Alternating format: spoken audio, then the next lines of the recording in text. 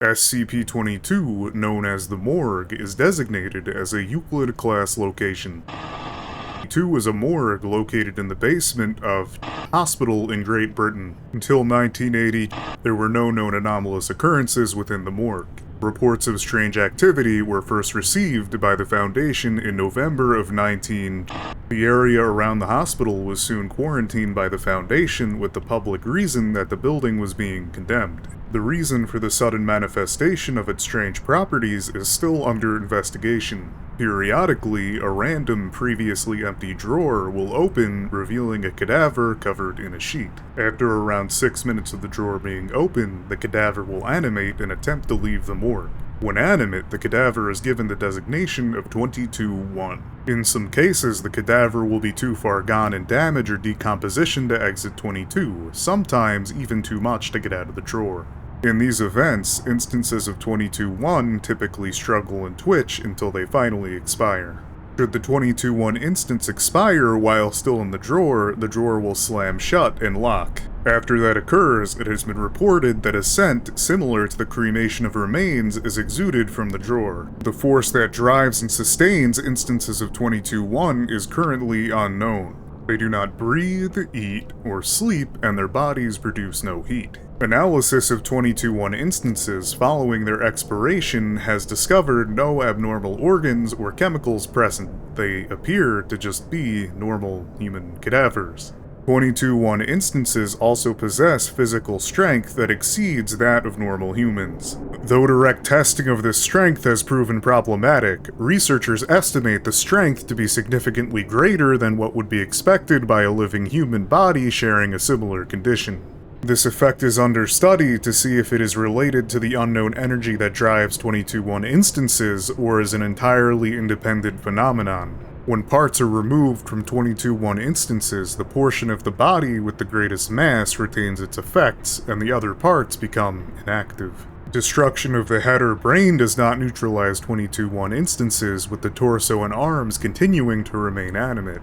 Complete destruction of all animate tissue seems to be the only way to terminate a 22-1 instance, with the preferred method being incineration. When left alone, 22-1 instances fade over time, eventually ceasing motion and returning to the state of being a normal human cadaver. The amount of time it takes for this to happen heavily depends on how damaged the body is and the rate at which it is decomposing, taking anywhere from 2 days all the way to 3 weeks. Investigations have revealed that the bodies acting as 22-1 instances match the description of cadavers seemingly stolen all across the country. The mechanism for how this transfer even works is currently under investigation.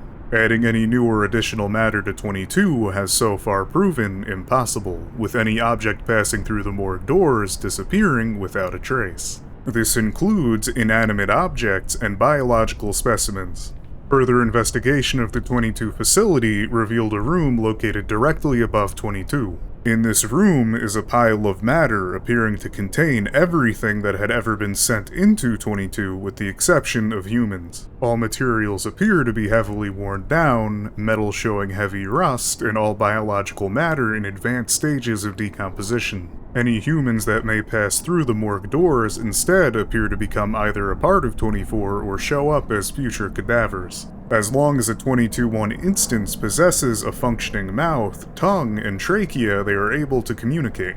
Interviews with some of the cadavers revealed that the body does not always match the person inside, with most personalities being confused and aggressive at their situation. A bank-style vault door has been installed on 22 following Incident 22-827 to seal the interior morgue. It is to remain closed and locked at all times with the sole exception of an instance of 22-1 animating.